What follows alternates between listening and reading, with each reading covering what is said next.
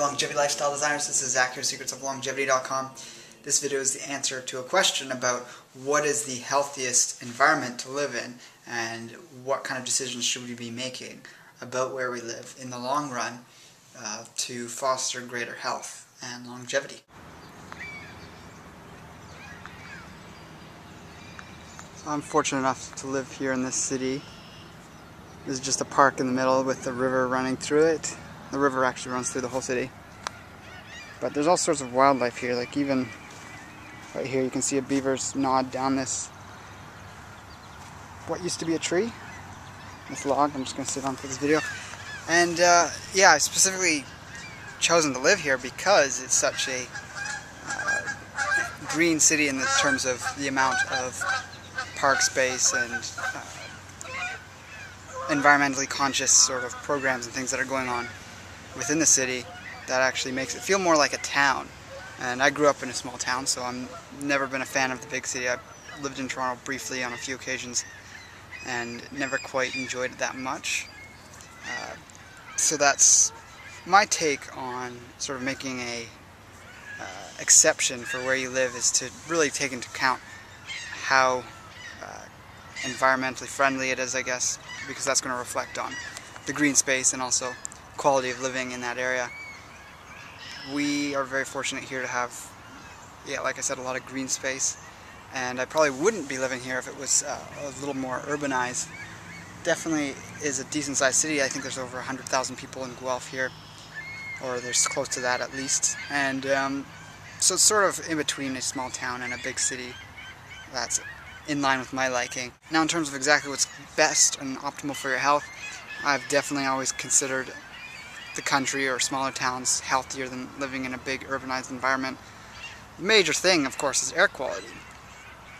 The ratio of negative ions to positive ions is going to be higher on the side of positive ions living in a city, because you have all the car exhaust and other pollution, pavement, lack of trees and things like that, which contribute to an elevated amount of the positive ions, which are deleterious to your health. They're sort of like pro-oxidants.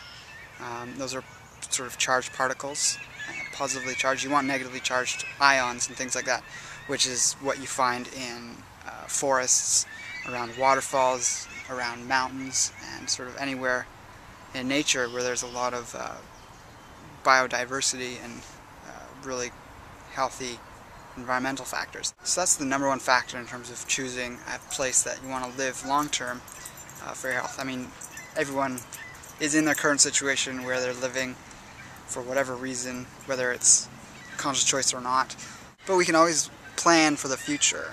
Where do you want to live one day? Are you living in a place that's optimal? The other big thing is the stress of a big city. You have busier traffic,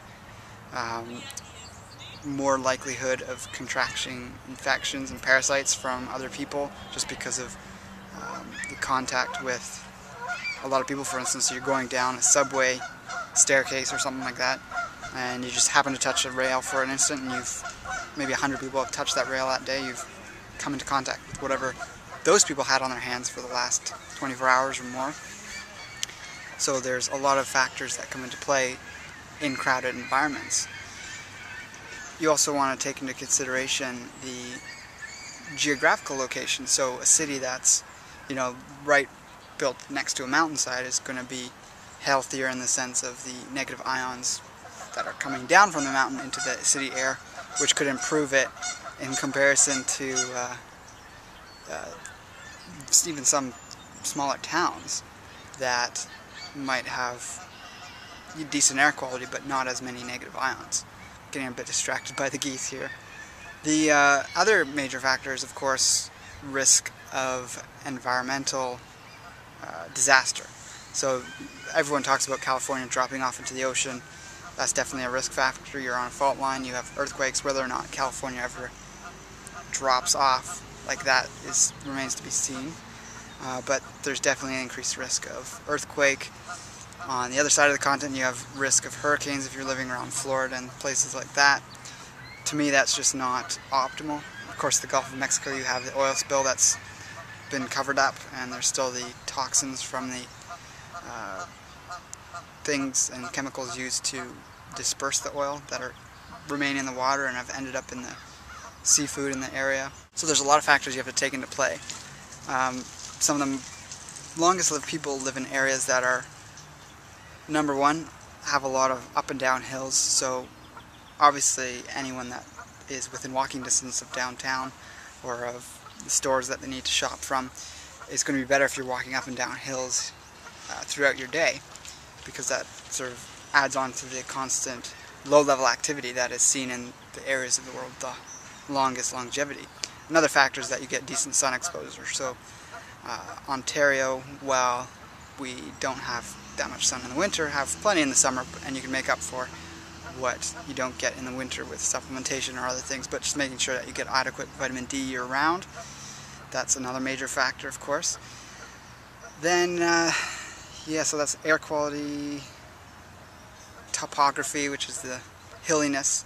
The flatter the area, the less impact you have on your bones, which will not give you as much bone density. And that actually does add up over time, so that's the benefit of the living in a hilly area. Of course, you can always make up for that in your workouts and things. This is more thinking about traditional living. People that don't necessarily exercise but just do a lot of walking, it helps to have that hilly terrain. I think more than ever people have the means to make up for whatever their environment that they live in lacks in terms of giving them health benefits. So that's something to take into consideration. If you don't have the factors that I've spoken about, you can sort of create them artificially with some success, whether it's through your workouts, through adding in negative ion generators in your home and air filtration systems. Also, the higher elevation you are, further away from sea level and further away from major cities, you're going to have the increased cleanliness of the air. So that's pollution and things. That ties in with, again, with the negative and positive ions. You want to have the air quality to be good and fairly pure. And you're going to get that in higher elevated areas, even if you live near a major city within, 100 kilometers or so. If it's a very flat area you live in, you can still get the air pollution from that city drifting over to your area. Whereas if you live higher up in elevation than the nearest city, then it's not going to be doing that as much. So take those things into consideration. Always project in the future where you want to be if you're looking for long-term health. And consider living somewhere that has the best air quality possible, the best topography, and also long-term isn't going to be subject to disasters, whether it's water shortages, hurricanes, earthquakes, things of that nature. And I'm quite pleased with the area I live in the world because of the amount of fresh water that we have available. We've got rivers galore, the major lakes, the Great Lakes around us, the lack of major fault lines. I would prefer probably to live closer to Niagara Falls, as that is one of the most concentrated areas that, in terms of the negative ion output, a lot of people who come across the border find that there's almost like a change in air quality as they come into Canada. And I think that's, to a certain degree, there's less dense cities, but there's also Niagara Falls is right there, which has the very high output of the negative ions for a wide range around that area. Doesn't quite make it all the way up here, I don't think, but that's gonna, people feel the difference when they're breathing. It's just easier on the lungs, so to speak. But you can also get that same effect from living either further up north in Ontario, or if you live out in BC, more towards the interior. Of course, you have the Rocky Mountains and the improved air quality there. Some other things that aren't actually talked about much, but are definitely factors in long-term health of where you're living, is the humidity. People tend to live longer in areas where it's slightly drier. You don't have to live in a desert, obviously, but when you live in somewhere that's, speaking of like a tropical area, which is very high humidity, it can be very oppressive on the lungs. And again, we're talking, you can have the increased negative ions in a jungle type scenario, but the humidity does put you at risk for problems later on. You see more people dying of pneumonia in places with high humidity. and sort of the dry air just seems to be connected with that, and you can kind of see the benefits of that in the location of places like the Tree of Life Institute in Patagonia, Arizona. And also in a lot of those tropical areas you have the increased risk of infection from the amount of pathogens that are in those areas, whether it's parasites and bacterial, other things that can come about from just overexposure. So really we see the longest lived people living in temperate climates, not too far north, not too far south. So tropical regions are not optimal for longevity. The only exception to that is places like Vilcabamba, Ecuador, which is the only place out of the top 8 longest lived cultures. Perhaps there's 2 actually, come to think of it. But Vilcabamba, Ecuador is very high elevation and has sort of a more temperate climate type environment, opposed to the other parts of that equatorial region, which are more tropical. So it has the subtropical type environment, but in an equatorial region. Another great place is of course, Nicoya Peninsula in Costa Rica. Great weather. There's other factors there that have contributed to their longevity, but overall the rest of those areas that are mentioned in the blue zones and other books that talk about long-lived cultures, they're all in more temperate climates. So yeah, those are just some points to take into consideration. Check the links below for affiliates and other sites that, when clicked through, to help support me if you are looking for any products that are related to those sites.